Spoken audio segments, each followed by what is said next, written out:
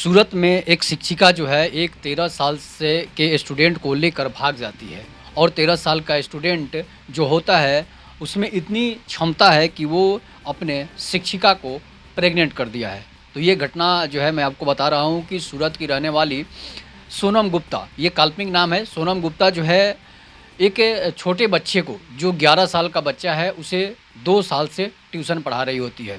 इसके बाद जब ट्यूशन पढ़ा रही होती है तो वो शिक्षिका जो है सोनम गुप्ता उस बच्चे के घर जाकर जो है उसको ट्यूशन पढ़ाती थी। 2 साल तक जब वो ट्यूशन पढ़ाती है, उसके बाद वो 8 क्लास में जाता है, तो वो बोलती है कि तुम मेरे घर आओ और यहीं पर हम तुमको ट्यूशन पढ़ाएँगे। ये घटना जो है सूरत के पूना इलाके की है। तो पूना की रहने वाली थी। पूना एक छोटा-सा जगह है सूरत में। उसके बाद जो है जब स्टूडेंट जो है उसके घर आने लगता है, सोनम गुप्ता के घर आने लगता है, तो सोनम गुप्ता जो है उसके साथ जो है धीरे-धीरे उसके प्रति अट्रैक्शन उसका बढ़ते चला जाता है, इसलिए कि जो स्टूडेंट था जो 13 साल का जो स्टूडेंट था वो काफ़ी स्मार्ट था, सुंदर था और देखने में एकदम जो है काफ़ी चिकना लग रहा था। इसके बाद अब सोनम गुप्ता की उम्र जो है 23 से 25 साल की होगी। उसके बाद क्या होता है कि वो धीरे-धीरे उसके करीब आने लगती है, उसके सर पे हाथ फेरना, उसके पीठ पर हाथ फेरना, उसके जाँघों पर हाथ फेरना, अब ये शुरू कर देती है। इसके बाद वो धीरे-धीरे उसको किस भी करना चालू कर देती है। जब करना चालू कर देती है, तो वो स्टूडेंट जो छोटा बच्चा था, उसके बदन में भी सिहरन होने लगती है, जिसके बाद वो उसे एक बार जो होता है, एक दिन उसे कस के जकड़ लेता है। पकड़ने के बाद वो बताता है कि जब मैंने उसे पकड़ा, तो वो हमारे साथ जो है गलत तरीके से व्यवहार करने लगी और हमें किस करने लगी, हमें हमारे अलग-अलग बॉडी पार्ट्स को छूने लगी, जिसके बाद जो है उसमें ऊर्जा जो है जागृत हो जाता है। उसके बाद जब ऊर्जा जागृत हो जाता है तो वो उसके साथ संबंध बना लेती है।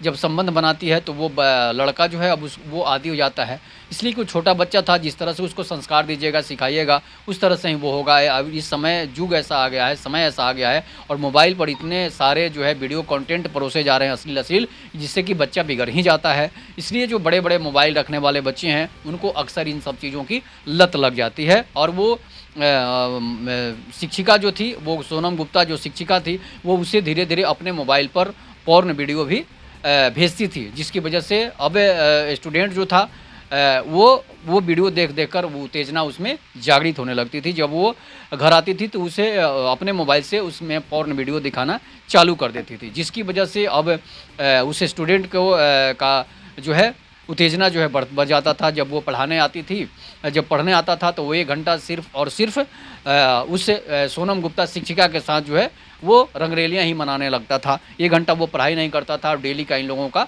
रूटीन बन गया था। उसके बाद क्या होता है कि 25 अप्रैल 2025 को क्या होता है कि वो शिक्षिका जो है वो प्रेग्नेंट हो जाती है, 5 महीने की प्रेग्नेंट हो जाती है। जब प्रेग्नेंट हो जाती है तो ये खबर जो है उसे जब पता चलता है, जब जाँच कराने जाती है तो पता चलता है कि भाई इस बच्चे से मैं प्रेग्नेंट हो गई हूँ। तो वो क्या करती है, बच्चे को बताती है कि स्टूडेंट को बताती है कि भाई तुमने हमें प्रेग्नेंट कर दिया, तुम इतना हमारे साथ जो कर दिया है तो अब मैं प्रेग्नेंट हो गई हूँ, इसलिए अब मैं तुम्हीं से शादी करूँगी, इसलिए तुम अगर शादी नहीं करोगे तो यहाँ से अब हम लोग भाग चलते हैं। इसके बाद प्लान बनता है और वो लोग 25 अप्रैल को घर से गायब हो जाते हैं। 25 अप्रैल को जब घर से गायब हो जाते हैं तो वो वहाँ से निकलकर सूरत से निकलकर वो जयपुर पहुँचते हैं। जयपुर पहुँचने के बाद जो है एक होटल में रूम लेते हैं और वो बताती है कि मेरा छोटा भाई है, इसलिए कि छोटा लड़का था और उसे होटल में कमरे भी मिल जाते हैं। उसके 2 जोड़ी जूते भी खरीदती है मैडम। उसके बाद जो है उसके 2 जोड़ी कपड़े भी खरीद देती है, इसलिए कि उस बच्चे के पास तो पैसा था नहीं और स्टूडेंट था उनका और शिक्षिका जो थी अच्छी तरह से सोनम गुप्ता पैसे भी कमा रही थी और स्कूल में भी टीचर थी, प्राइवेट स्कूल में पढ़ाती भी थी। उसके बाद क्या होता है कि जयपुर से वो लोग वृंदावन जाते हैं। जयपुर से ट्रेन के द्वारा वो लोग वृंदावन जाते हैं। वृंदावन जाने के बाद क्या होता है कि वृंदावन जाकर मंदिर में पूजा अर्चना करते हैं। उसके बाद जो है वहाँ से वो लोग दूसरे रास्ते वृंदावन से दिल्ली पहुँचते हैं, दिल्ली से फिर जयपुर पहुँचते हैं। अब जयपुर से अहमदाबाद जाने वाली जो ट्रेन थी, जो बस थी प्राइवेट निजी बस थी, उसमें बैठे हुए थे। तब तक इधर लड़के के उस बच्चे के माता-पिता जो है अपहरण की शिकायत दर्ज करा चुके थे, इसलिए कि वो इतना छोटा बच्चा था, किसी लड़की को भी लेकर नहीं भाग सकता था। अब उसे गुमशुदगी का मामला दर्ज कराया जाता है, अपहरण का मामला जो है दर्ज कराया जाता है। जब अपहरण का मामला दर्ज कराया जाता है तो पता चलता है कि महिला शिक्षिका भी गायब है वो 25 वर्षीय महिला शिक्षिका सोनम गुप्ता भी वहाँ से गायब है। तो जब गायब होता है तो पता चलता है, मोबाइल लोकेशन उसके ट्रेस किए जाते हैं तो मोबाइल लोकेशन मिलता नहीं है था, इसलिए कि वो दोनों जो है 2 सिम पहले से ही खरीद चुकी थी। और एक सिम जो है उस छोटू के मोबाइल में था, स्टूडेंट के मोबाइल में सिम था, और एक सिम जो था सोनम गुप्ता के मोबाइल में था, इसलिए पुलिस को लोकेशन ट्रेस करने में समस्या हो रही थी।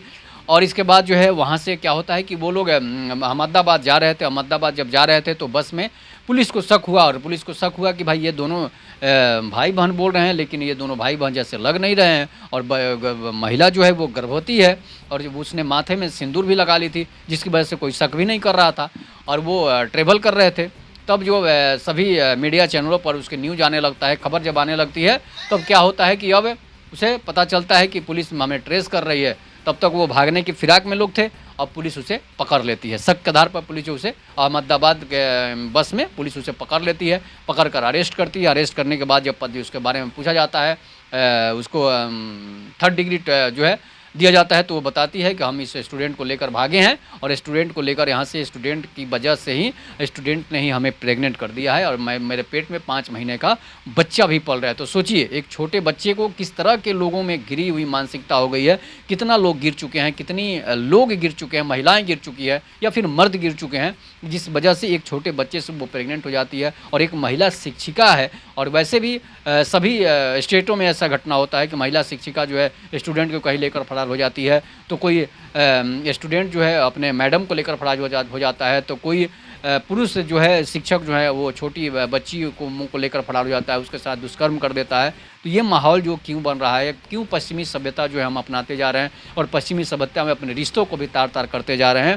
तो ये घटना जो है अब उस महिला शिक्षिका सोनम गुप्ता पर जो है FIR हो चुकी है, और FIR जो है उसमें मैं आपको बता दूं कि कौन कौन सा उस पर धारा लगा है। मामला जो है भारतीय न्याय संहिता BNS की धारा 137(2) के तहत मामला दर्ज कर लिया गया था, लेकिन अब पॉक्सो की धारा 4, 8, 12 भी जोड़ दी गई है, इसलिए कि वो महिला शिक्षिका जो है उससे बड़ी थी, वो नाबालिग तो थी नहीं, लेकिन बच्चा जो है वो नाबालिग है। अब उल्टा केस जो है उस महिला पर चलेगा। पहले तो लोग लड़कों पर केस चलाते थे, लेकिन अब जो है पॉक्सो एक्ट जो है वो महिला पर भी चलेगा, महिला शिक्षिका पर भी चलेगा। तो इस तरह की घटनाएं समाज में नहीं होनी चाहिए। इस तरह की घटनाएं समाज में रिश्ते को शर्मसार कर रही है, रिश्ते को तार तार कर रही है। अगर आपकी हवस से ही आपको जीतना हुआ है तो आप अपने उम्र के लोगों को फंसा लेती, अपने उम्र के लोगों से बातें करती। बहुत सारे सड़क पर लौंडे घूम रहे हैं, बहुत सारे सड़क पर बेरोजगार लड़के जो घूम रहे हैं, जिनके पास ना गर्लफ्रेंड है, ना कुछ है, ना पैसे है, उससे भी अपना हवस का पूरा कर सकती थी। लेकिन जिस तरह से तुमने एक स्टूडेंट के साथ इस तरह से घिनौनी हरकत की है, इससे तुम्हें मानवता जो है अब कभी माफ़ नहीं करेगा। ना तो तुम्हारी कभी अब शादी हो सकती है, ना तुम अब कभी चैन से जी सकती हो। तुम्हारी अब एक ही जीने का एक ही उपाय हो सकता है, सीधे ऊपर। ये कहानी, ये घटना जो है सच्ची घटना है, सूरत के पूना इलाके की है। तो इस तरह की घटना समाज में नहीं होनी चाहिए। इस पर आप लोग अपनी प्रतिक्रिया जोड़ दीजिएगा। तब तक के नमस्कार, जय हिंद, जय भारत, जय श्री राम।